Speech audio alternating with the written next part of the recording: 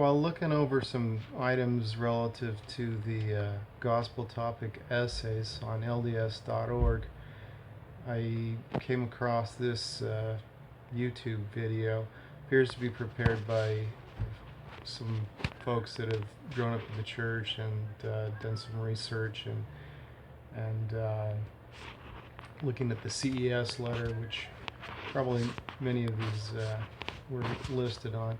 So they just, in a 9-minute video, briefly discuss 50 issues. It says 50 problems with the Mormon Church.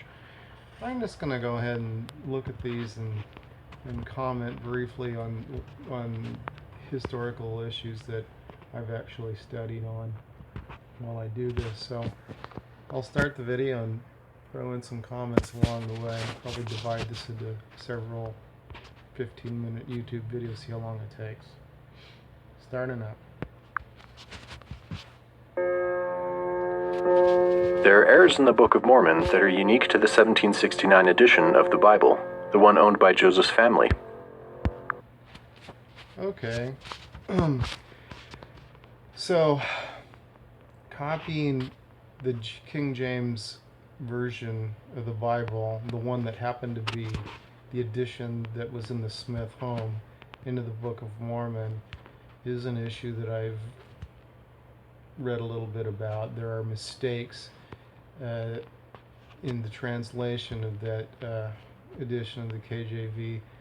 Bible that have been corrected, and the mistakes were copied into the Book of Mormon. While on that topic, the Book of Mormon, although being declared the most correct book on earth, has had, from what I've read, over 3,900 corrections, and many of them were grammatical. It's interesting to note that if Jesus had trouble communicating with Joseph Smith on making the language perfect somehow in translating the original Book of Mormon, why are the parts that mimic the King James version of the Bible, supposedly from the brass plates of Laban, so perfectly matching the K.J.V. version of the Bible? I don't think we're going to find very many linguistic or grammatical errors there, because they just happen to have managed to go from Hebrew to, Isaiah's Hebrew to Reformed Egyptian to 16th century English, which is, before Joseph Smith's time, and come out word for word with, what's in the KJV and Isaiah. Other issues with that, with the Bible stuff in the Book of Mormon, for instance, after Joseph Smith worked on the retranslation of the inspired version of the Bible, some of the corrections he made in the Bible, though, relate to verses that he copied into the allegedly, or appears to have copied into the Book of Mormon in their corrupted form straight out of the KJV. So in other words, why did the Nephites make the same corruptions that the great and abominable church made, and then Joseph Smith is inspired to correct those, to state what he feels inspired is correct and should have been in the New Testament and so forth? Yet the Book of Mormon prophets did the same thing that the great and abominable church did, corrupting those same things from various places in the Bible. So that's a problem, I would say. That doesn't look too good. Not going to spend too much time on each one of these. Let's move along. DNA analysis has concluded that the Native Americans do not originate from the Middle East or Israelites, but from Asia. There are things in the Book of Mormon that didn't exist during Book of Mormon times in the Americas. For example, horses, chariots, goats, elephants, wheat, and steel. Okay, there are a couple items. Well, things that didn't exist, the anachronisms, for like animals. I remember the first time I think I was watching, was it God's Army? Classic, whatever, Mormon Entertainment by, was it Richard Dutcher? And then there's a part where one of the missionaries was reading something and anti-Mormon literature or something, and he discovers that the thing about horses in the Book of Mormon, and of course historians tell us that pre-Columbus there were no horses here, that the Europeans brought them over, and that's one of those things that I put on the shelf. But these folks have cataloged a few items, and yeah, elephants. It does say that there were elephants along with curlomes and coons at the time that the Jaredites were supposed to be here. That doesn't agree too well with archaeology. And what happened? Did the Jaredites eat them all? Goats, sheep, there are a number of items. The horses, yeah, that's kind of a big deal. What about honeybees?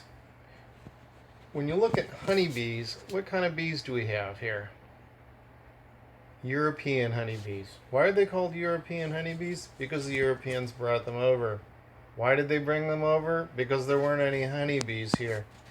Why did the Native Americans or American Indians call them white men's flies when they did?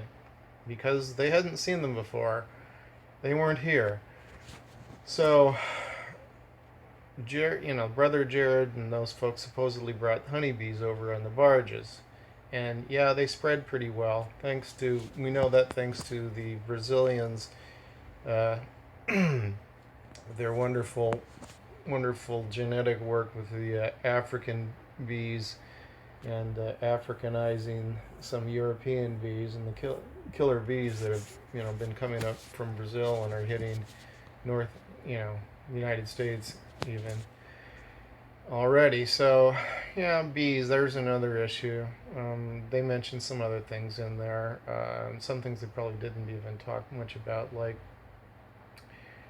metallurgy. They said they had steel swords and steel armor, and so where are the steel mills? I saw something that said, how do you hide a steel mill? It was kind of entertaining. But there are a lot of things that should have been discovered but aren't.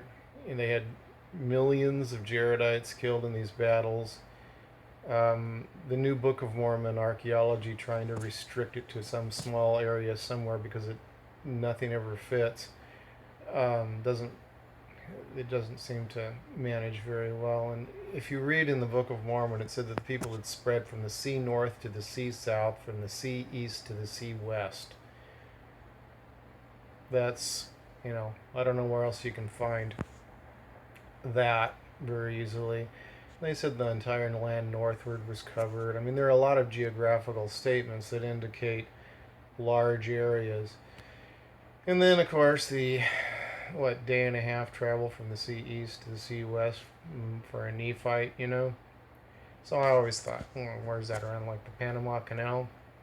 Well, like when some of the Spaniards tried to, go from the sea west area to the sea east to, from like, what it is, Colon, Ciudad Colon, to like Panama City.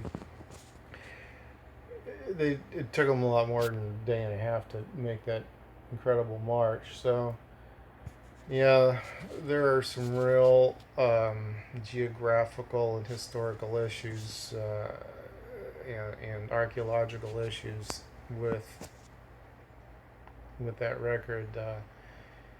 Some serious anachronisms in terms of animals, crops, money, all sorts of things that the Europeans had to bring over that weren't here. They didn't find, money from all these. There's so many things mentioned that just don't show up, and there are things that they do mention that weren't here, and some of them are, maybe up for discussion, and some of them just aren't. Okay, start it up again. There's no archaeological. No archaeological evidence. So I didn't even comment on the item before that. So let me go back to that one.